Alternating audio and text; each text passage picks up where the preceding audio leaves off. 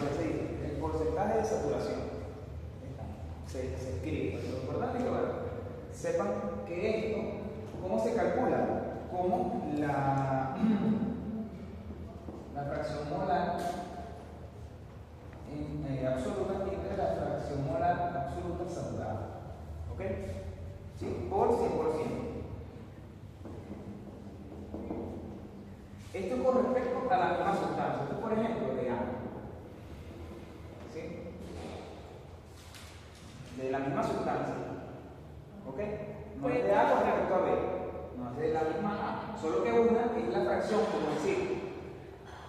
Si ustedes ven que es la fracción en realidad es cuánto hay de esa sustancia en el aire.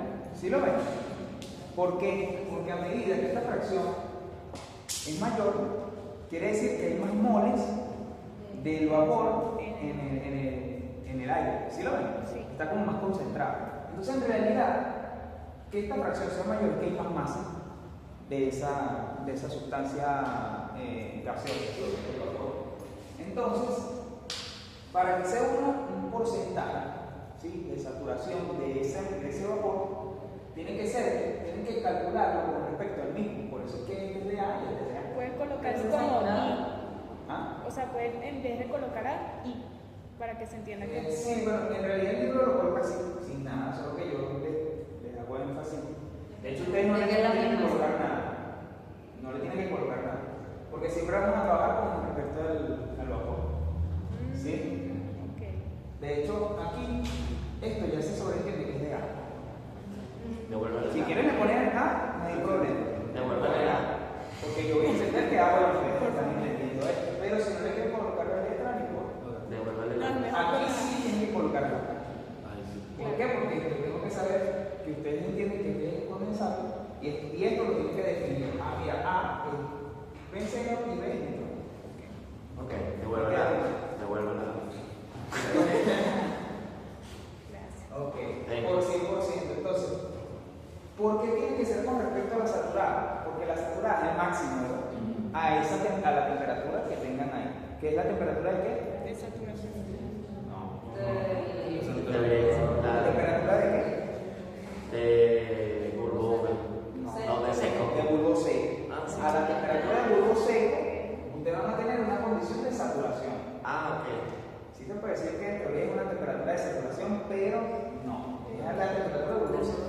Sí, a la temperatura de bulbo seco van a tener una fracción molar absoluta y van a tener una fracción molar absoluta saturada que ya vimos cómo calcular. ¿Ok? Ajá. También se puede calcular como la fracción molar absoluta, la fracción absoluta de turbo. Así. ¿Por qué? Porque en realidad los pesos moleculares se van.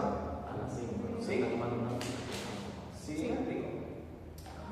Claro, sí. Porque acá como tienen una relación de pesos moleculares, esto se va a calcular. ¿Cierto? Sí. Entonces se puede calcular así también. O con las molares o con la absoluta sola. ¿Sí? Ajá, ese es el porcentaje de saturación. También tenemos el porcentaje de humedad relativa. Bueno, el punto de rocío, eso ya es de termodinámica. Ajá. Y tienen la humedad relativa, que no lo veo acá. La humedad relativa.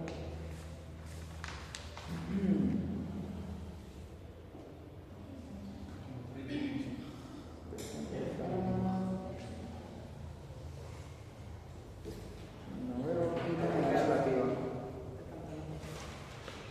¿Será que no lo imprimí? Ajá. Bueno, vamos a ir adelantando. Si quieren, algunos de ustedes pueden ir leyendo la parte del libro donde salga la parte de humedad relativa, mientras yo voy definiendo el volumen de intención. También tenemos el volumen húmedo. Ya hace rato. Ya 4 El volumen húmedo tiene unidades de volumen sobre masa. Es decir, es como el inverso de la densidad, ¿sí? Unidades de volumen sobre masa. ¿Ok? Y si tiene unidades de volumen sobre masa, ¿qué podrían utilizar con el volumen húmedo? ¿Para qué lo pueden utilizar? Para hallar el volumen Ajá. Ah, Pueden hallar un caudal, ¿sí? también se puede hallar un caudal. Flujo volumétrico, pueden hallar el volumen, ¿sí? Es como si fuera la densidad. Lo utilizan para hallar otras propiedades. exacto, para hallar la masa o el volumen. ¿Sí? Es como una ecuación intermedia. Que puede servir para calcular, por ejemplo, en el ventilador. Para calcular la capacidad del ventilador, una capacidad es cuánto él puede impulsar. Entonces, les piden el flujo máximo. ¿Sí? O, exacto, el flujo máximo, que serían, por ejemplo, kilogramos sobre segundo. ¿Sí? Pero ustedes pueden calcular el volumen. Sí, porque vamos a tener una ecuación. Entonces, con el flujo volumétrico, el flujo máximo, la capacidad es el flujo volumétrico. La capacidad, el CAP, es por ejemplo metros cúbicos por segundo. El flujo volumétrico. ¿Cuánto puede transportar? ¿Cuánto volumen puede transportar ese ventilador? Ajá. Entonces necesitan algo que sea en kilogramos por metros cúbicos sobre kilogramos, ¿no? Luego kilogramos por segundo, ¿cierto? Para que les pueda dar en unidades de metros cúbicos por segundo. Entonces, ¿cómo se calcularía? Multiplicando el flujo máximo, ¿sí? Por el volumen húmedo, ¿cierto? Porque el volumen húmedo tiene el volumen sobre masa. Si ustedes multiplican el flujo máximo por el volumen húmedo, calcula la capacidad del ventilador. Capacidad del ventilador. Sí, porque yo les voy a pedir, por ejemplo, si quiero que diseñen la torre, calculen la capacidad. Es como un cálculo de intermedio, pero no vale un punto. ¿Sí? Y van a, para el ventilador, si es inducido o forzado. Cuando es inducido, bueno, vamos a hablar, estamos hablando del ventilador. Así se calcula la capacidad del ventilador. Es un flujo máximo por el volumen. Y tenemos dos tipos de torres. Están las de tiro inducido y las de tiro forzado. ¿Cómo creen que es la de tiro forzado? Si este es el suelo, este es el suelo de la torre, ¿cómo debería ser el tiro forzado y cómo el tiro inducido? Así como lo que vieron en calor, ¿recuerdan? Que hay luz, hay de convección forzada. Bueno, ¿cómo sería el forzado? En calor, ¿cómo era forzado? Cuando tú Pero directo. Sí, es como que si impulsar el aire hacia el equipo. Y el inducido, ¿cómo debería ser? Al revés. Como que si lo sacara de ahí. Entonces, ¿cómo debería ser forzado? ¿De dónde? Del suelo al ¿Dónde estaría el ventilador? abajo. Abajo. Ok. Ustedes lo colocarían acá y el inducido acá. ¿Sí? ¿Por qué es importante esto? ¿Por qué? Porque acá en el fondo y en el tope tenemos diferentes temperaturas. Y el volumen húmedo, van a ver que depende de la temperatura. Entonces, porque es como la densidad. ¿Sí lo ven? La densidad depende de la temperatura. Entonces, sí, tenemos diferentes temperaturas. Y ustedes, por ejemplo, si el ventilador es forzado y lo calculan a la temperatura de aquí, está mal. ¿Sí lo ven? Tienen que calcular el volumen húmedo a la temperatura de acá. ¿Por qué? Porque aquí el gas, en este torre de enfriamiento, va a haber una temperatura de salida del gas. Este es el punto 2 y este es el punto 1. Y entonces este es una TG2 y este es una TG1. Para calcular el volumen húmedo, aquí tienen que calcular a TG1. Y acá lo tienen que calcular a TG2. ¿Sí? ¿Sí me explico? ¿Qué es esto? La temperatura del gas. Del aire. ¿Sí? Ok. ¿Por qué? Porque lo que impulsa es el aire, no agua. ¿Ok? Él va a jalar el aire, lo va a impulsar. ¿Ok?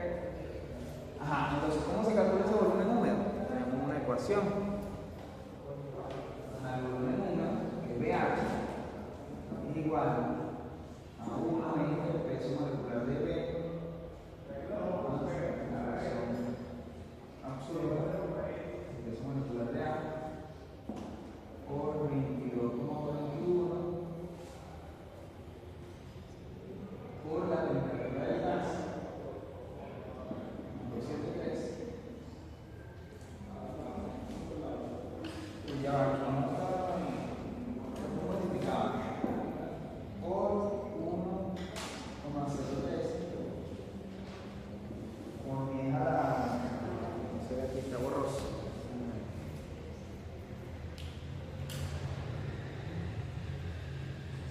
página que... ¿Me podría decir la página? Para O sea, el volumen, sí. 257 del libro y del documento 265. 200... Ya, estoy buscando cómo está. 255. el libro, el 57 del libro. No, 65 del Pero del documento, Del 265. 265.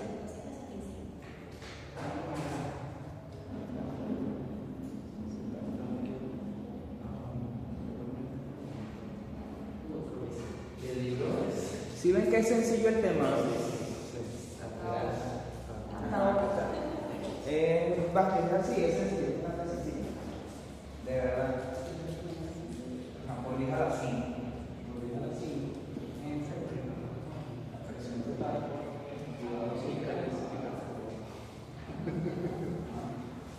O podemos utilizar ya simplificar la ecuación.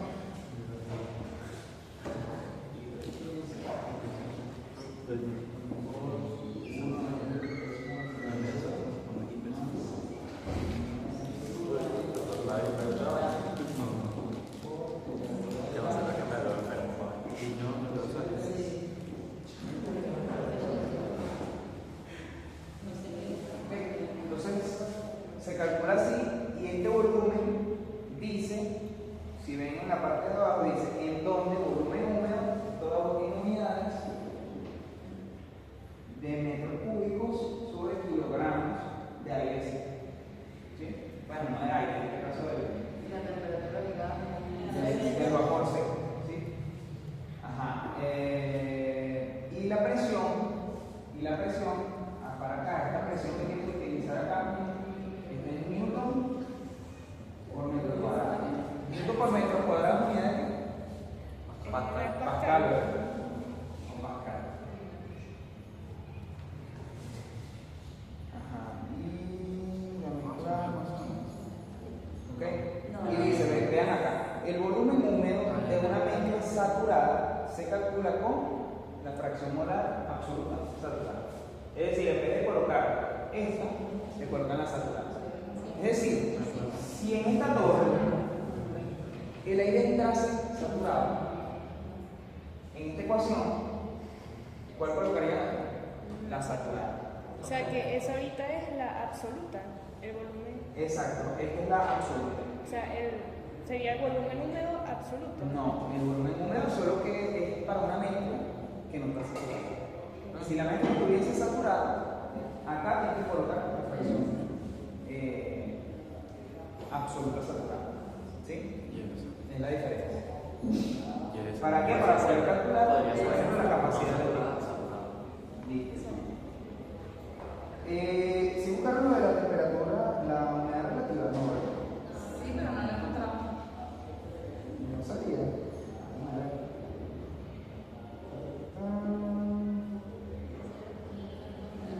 Bueno, vamos a hacerlo. O sea, se encuentra en el texto. No. Bueno, voy a ver si una vez déjenme buscar por acá la ecuación.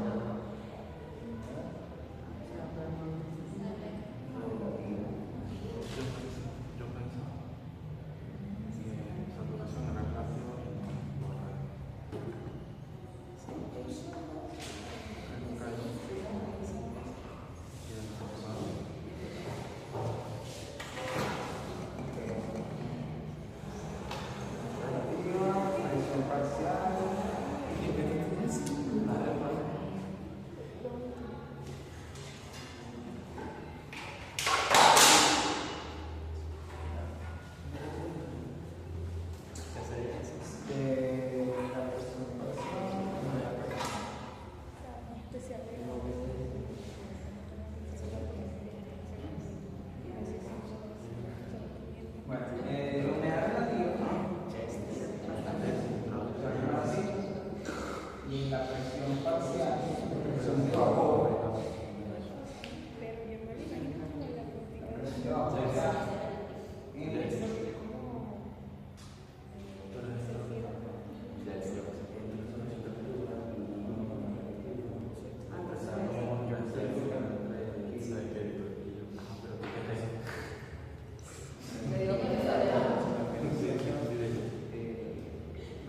Ajá.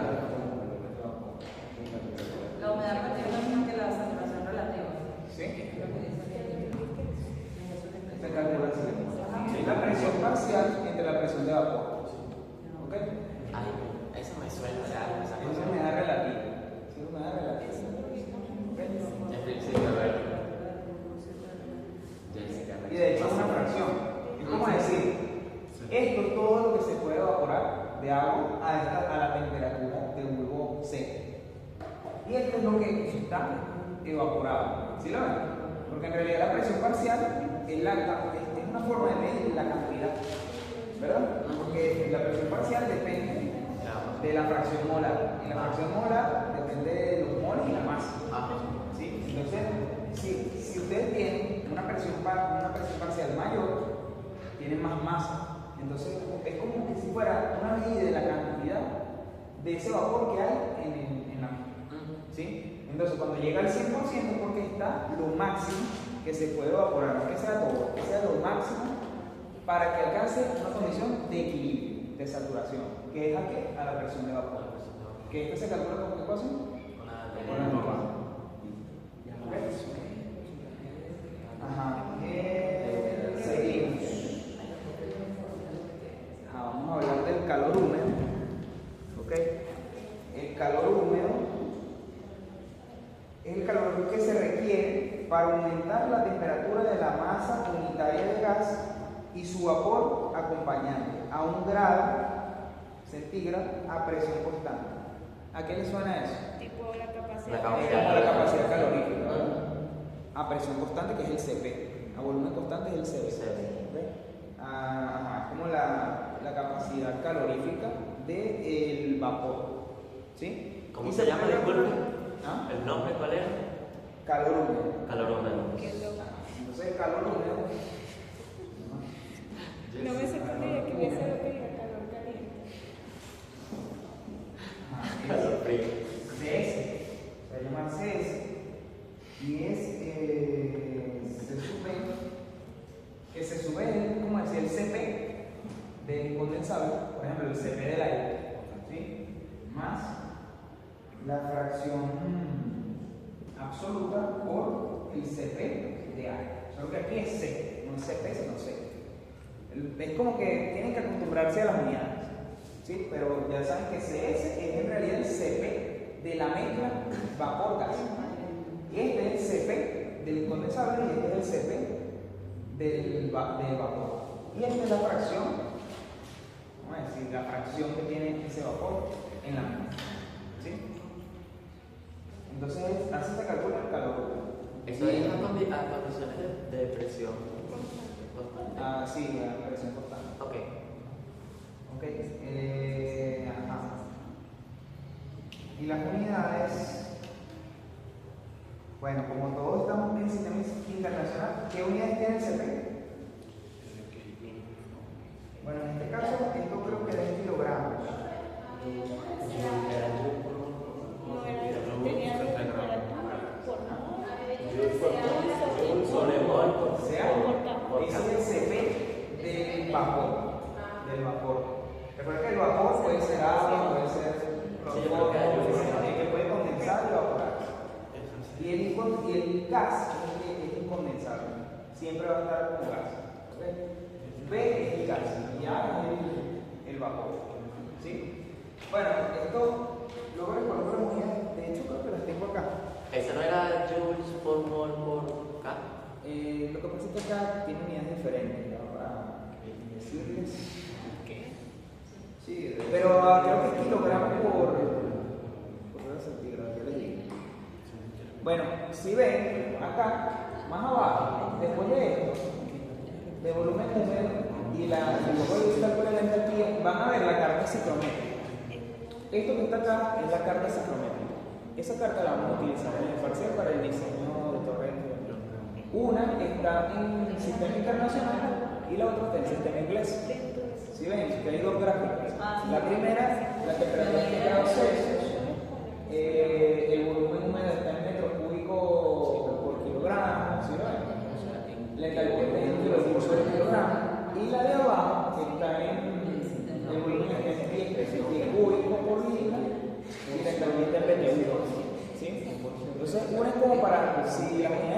sistema internacional utilizan la trigonometría. Si está en sistema inglés, utilizan la célula. ¿Ok? Ajá. Y más abajo, en la tabla 7.1, ¿ven la tabla 7.1? Eso que está ahí en realidad es la misma carta ciclométrica, pero correlacionada. Son como, algo así como la curva de inundación que teníamos un logaritmo, ¿sabes? Es la misma. Todo lo que está en esa carta ciclométrica, en realidad es como que se hubieran evaluado millones de puntos de temperatura y las fueron construyendo. ¿Sí? Y se construyó a partir de estas mismas ecuaciones. ¿Okay? ¿Pero para qué? Para la mezcla aire-agua. Eso está hecho nada más para la mezcla aire-agua. De hecho, ahí lo dice. Ahí lo dice, carta ciclométrica para el aire-vapor de agua a una atmósfera. ¿Qué pasa ¿Sí? cuando no trabajemos con A una aire? atmósfera.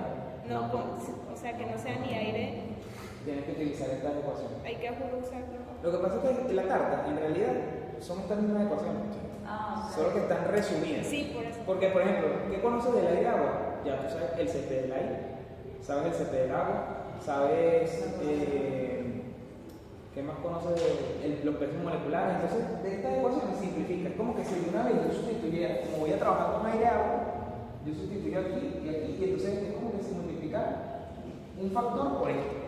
Como que simplifica la ecuación más. Eso es básicamente. De hecho, ahí ven en la tabla 7.1 relaciones ciclométricas para el sistema aire-agua a una atmósfera. Si la presión que yo les dé sea de 0,9 atmósferas, eso no va a variar mucho en la idealidad del modelo. Ok, No va a variar. ¿qué tanto sería así como lo aceptable? Como ¿qué tanto por encima y por debajo? Teóricamente, para que se considere gas ideal, tiene que ser una presión menor de 10 atmósferas. ¿Cierto? Recuerda, menor de 10 atmósferas se podría considerar todavía gas ideal. Claro que ya llegando a 10 hay más desviación. Pero ya cuando la presión es más alta, ya tienen que utilizar ecuaciones de estado más rigurosas. No, me refiero a la carta. O sea, por ejemplo, no sé. Sin embargo, aquí no vamos a trabajar a Ok. presiones altas porque Listo, esto es listo. enfriamiento que va a Sí, agarrar claro. aire del ambiente. Y a lo mejor lo más bajo que puede tener de presión el aire, no sé, ¿cuánto puede ser? 0,8. Y dependiendo de si estás en una montaña altísima, algo extremo. Y ahí no vas a tener una torre de enfriamiento. Porque la vas a colocar es porque tú quieres. ¿Para qué tú colocas una torre de enfriamiento? ¿Para qué la colocas? ¿Qué requieres con eso? Enfriar el agua, ¿verdad? Sí, listo. Requieres enfriar agua o cualquier otra cosa. Por lo general es agua. O sea, eso, de hecho, no existe que yo sepa una torre de enfriamiento para otra cosa que no sea agua. ¿Sí? ¿Y para qué quieres enfriar el agua? Para eso. Porque esa agua no. O sea, O esa capaz agua. lo Vas vamos a a usar en... gastar ese poco de plata. Probablemente Bueno, porque esa no, agua Esa agua se puede utilizar para un intercambiador. Exacto. Exacto.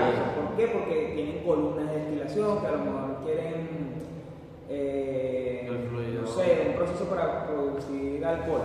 Entonces tienen los condensadores y quieren enfriar ese alcohol, que está en gas, quieren condensarlo, entonces quiero agua fría.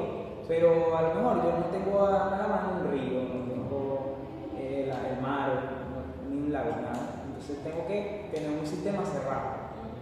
¿Sí? Y entonces diseño una torre que me permite enfriar el agua y la recircula. Entonces es como un ciclo cerrado de agua que siempre se va a evaporar algo, porque el aire cuando sale se va a evaporar. Yo tengo que tener agua para reponer.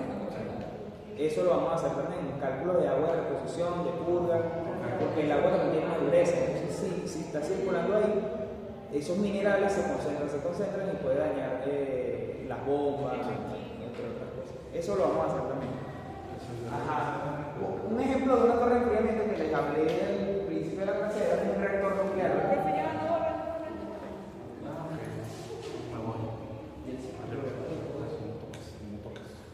Ponle eso Ya.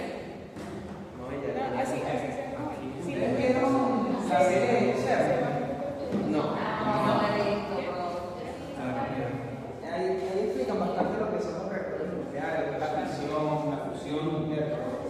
Bueno, en un reactor nuclear, entonces el lugar, que debe estar recubierto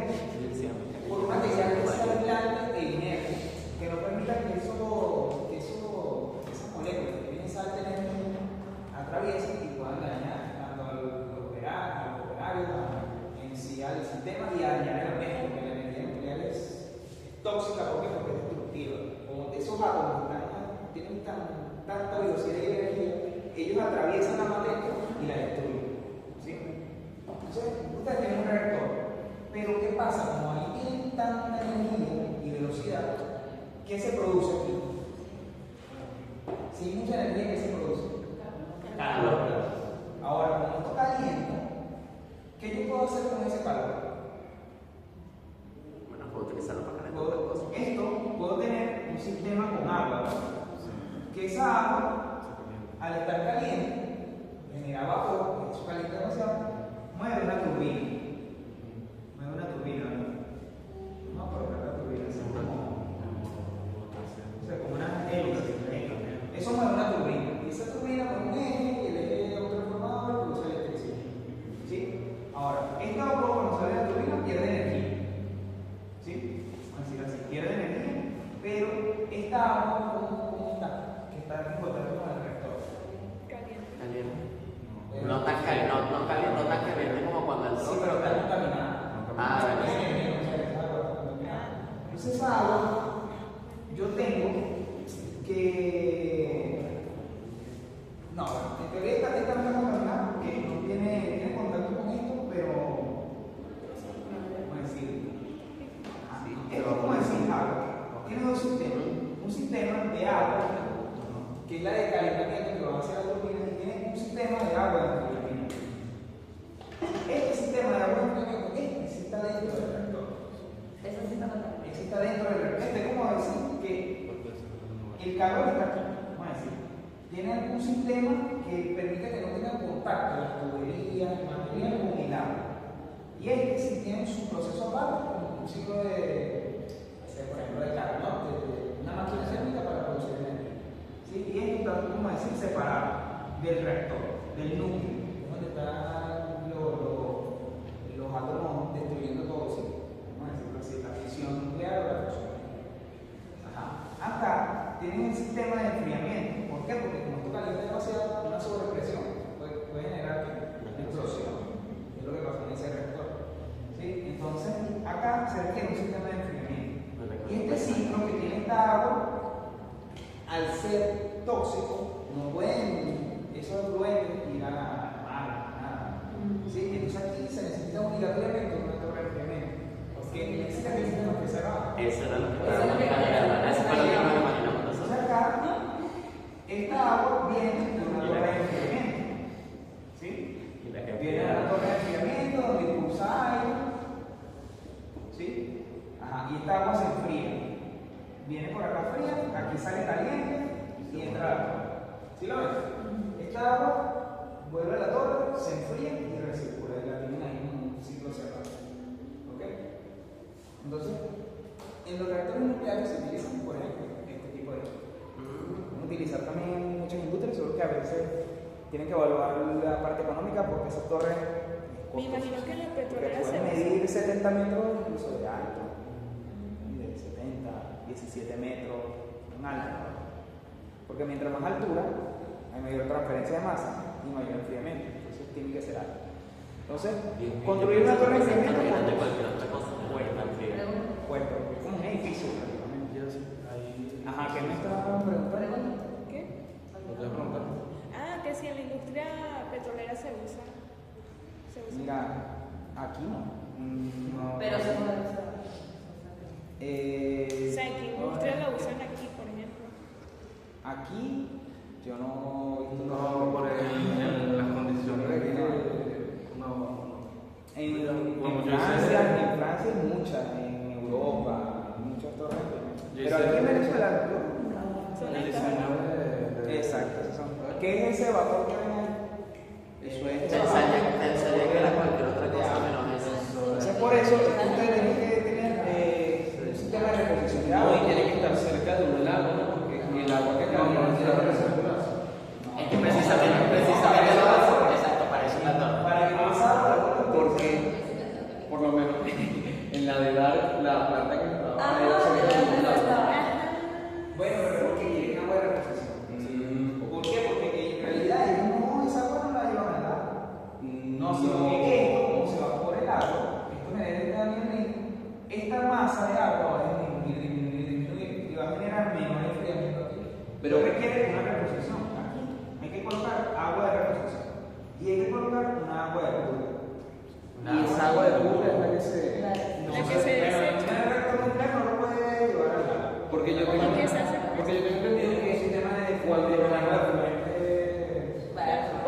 o sea, uno busca y salen puros de industrias nucleares. Sí, es que más que todo se utiliza para... Tengo entendido que cuando se devuelve, como que no puede tener cierta temperatura porque afecta a la fauna. Claro, claro, sí. en los intercambiadores convencionales, pero acá en reactores nucleares no pueden devolverlo al... No debería. Y la que devuelve. Pero lo hace. Ah, sí, lo hacen. Bueno, deben haber permisos Pero legales. ese era el... Sí, hay, sí, no preso. Claro que sí. Y la que devuelve. Eso mismo. Ya que quiere que está puro, que es lo que estaba dibujando. No depende de un perrito. Aquí hay una reposición. Ya que está puro. ¿Para qué es la reposición? Para mantener la masa de agua. ¿Sí? Porque esta agua se va a por arrastre o por la misma temperatura. Cuando el agua está caliente, ya va algo que se va a evaporar por calor y por el arrastre del aire. El aire la barra. ¿Sí ven?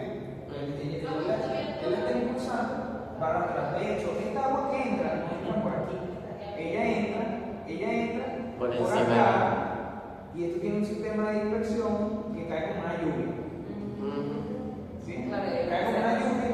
Y entonces el aire que viene así arrastra las partículas, tiene contacto y la va enfriando. Es como que las hojas que ya van siendo arrastradas por el aire y van siendo enfriadas.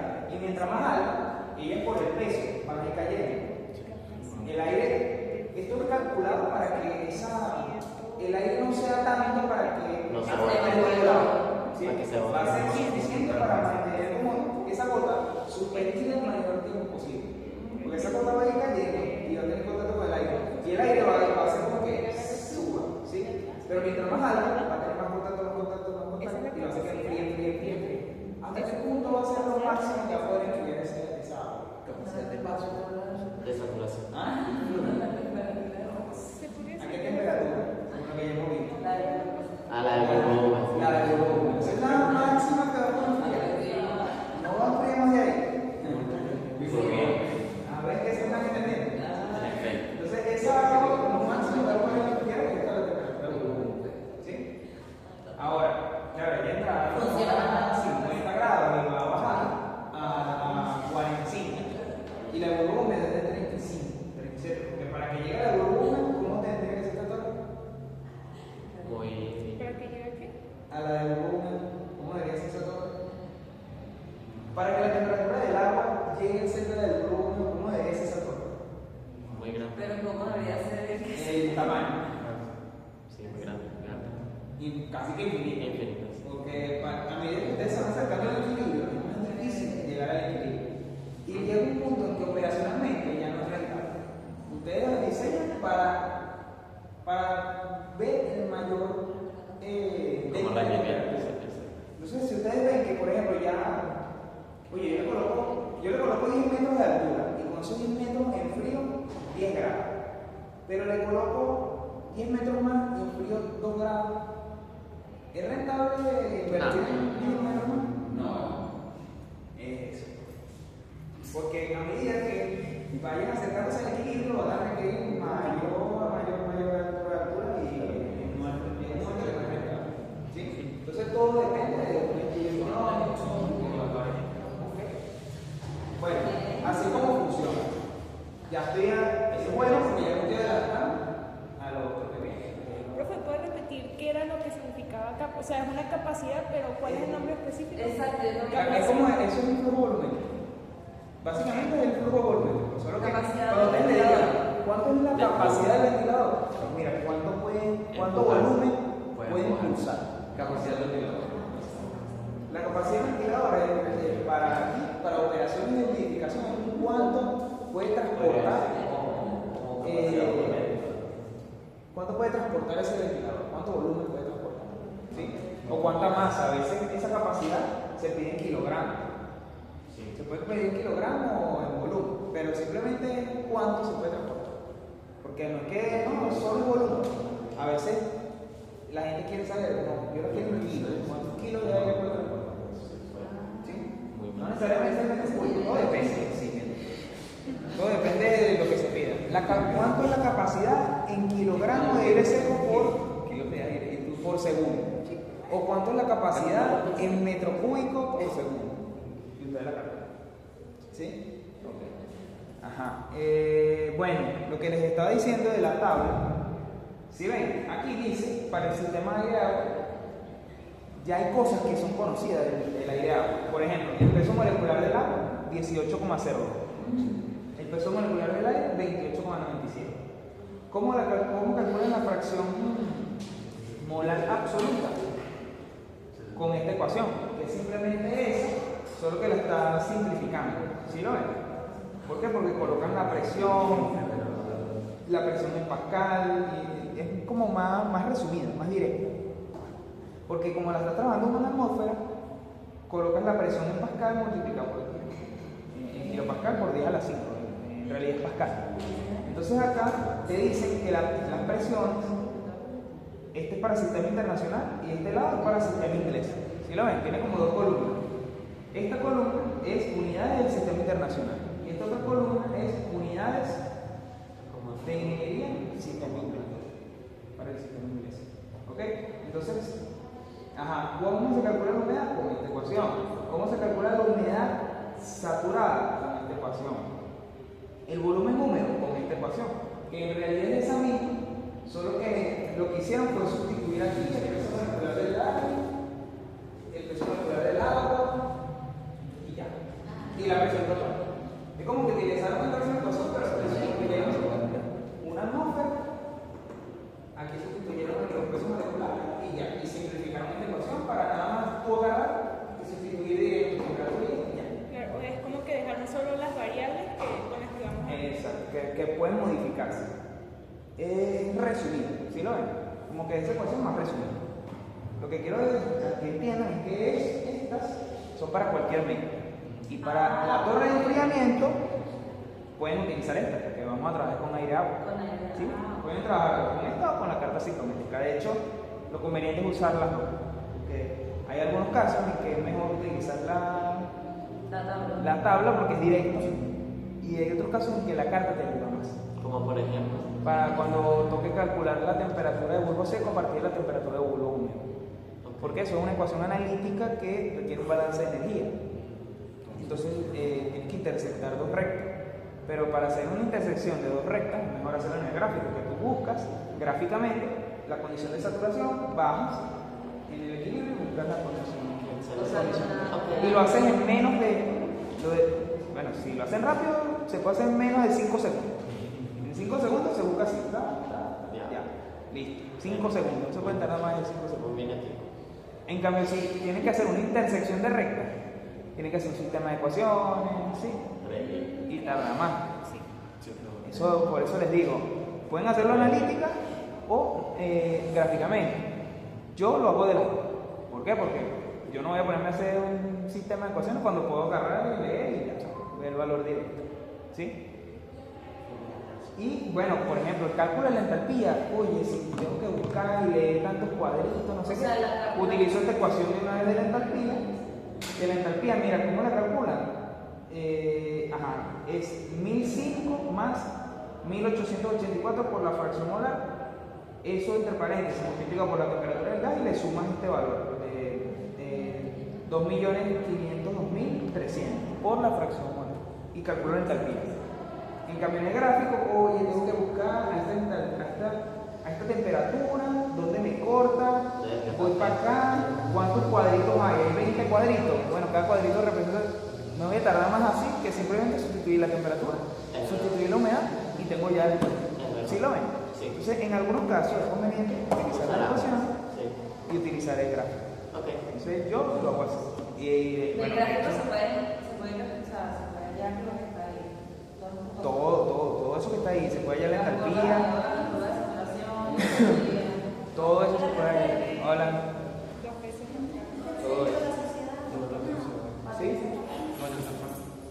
Ok, entonces esta tabla, léanla bien. De hecho, está esto mismo. La humedad absoluta, la humedad absoluta saturada, tenemos el volumen húmedo, tenemos el calor húmedo, que es el CSUS, que se encuentra con esta ecuación, solo que, bueno, ahí te dicen directamente cuánto es el CP, por ejemplo, del calor húmedo que está ahí, cuánto es el CP del agua, según lo que sale ahí, cuánto vale el CP del agua.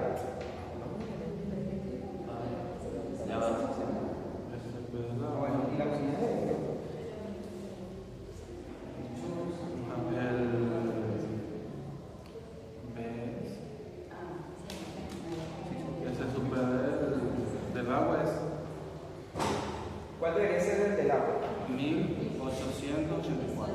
1884, ¿cierto? En joules sobre kilogramos por grado centígrado. Sí. Y el del aire es 1005. Porque en realidad es la misma ecuación. Lo que quiero que entiendan es que estas son las ecuaciones, solo que esto es resumir. Y para que no tengan que sustituir ni nada, simplemente usen eso directo.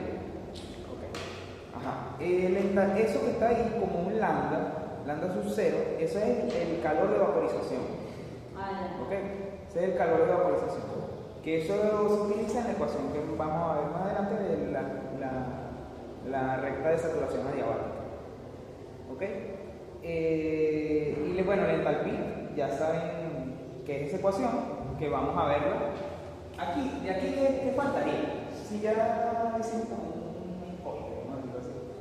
De esto, ¿qué faltaría de estas ecuaciones? La de la entalpía, ¿y cuál más? La de la. Ajá, solo la entalpía, porque la de lambda es la ecuación de Van Hoff, por ejemplo, para calcular una entalpía. ¿Sí? Una entalpía de vaporización, ¿cómo se calcula? Una ecuación de Van Hoff, ¿cierto? ¿Y La cuál ecuación de Van Hoff dependía de la presión de vapor. Entonces se usaba en simultáneo con la ecuación de Antoine. ¿Recuerdan eso de equilibrio? Eso de termodinámica. Pero acá no vamos a hacer nada de eso. Acá directamente van a tener el valor de la entalpía de la acción. Pero es para que hagan un conocimiento de eso, porque ajá, y si no les toca aire, les toca otra cosa. Tienen que saber cómo calcular esa entalpía. Eso les tienen que saber calcular. Ah, mira, yo sé que existe, que no me acuerdo ahorita, pero bueno, están en internet, en Google, ¿cuál es la ecuación de Van Hoff? Y la buscan. Se les sale ahí y dice, ah, mira, esa ecuación requiere la presión de vapor. Ah, bueno, voy a buscar la ecuación de vapor. ¿Sí? Lo que quiero es que se lleven de que formas de calcular. Eso. Ajá. Seguimos. Bueno, acá en la parte de abajo sale como cómo leer en la carta ciclométrica. Es como un resumen, es un ejercicio en realidad, pero sale cómo leer, ¿sí? Según esas líneas que salen ahí, cómo ustedes buscan las relaciones ciclométricas. ¿Sí? Por ejemplo, ahí dice que a esos 55 grados de temperatura, ustedes suben y leen un valor de 0,115, que creo que es la humedad. Una absoluta. Es la humedad absoluta, ¿sí lo ven? Entonces se lee, es sencillo, es ustedes agarrar, por ejemplo. Ya aquí prácticamente hay dos clases. Una clase va a ser nada más, otra clase va a ser una sola clase. A veces ya prácticamente dimos dos clases. ¿Cómo se lee en la carta? Por ejemplo, tienes aquí 50 grados. Si quieren vayan viendo el libro. Que son dos, no sé si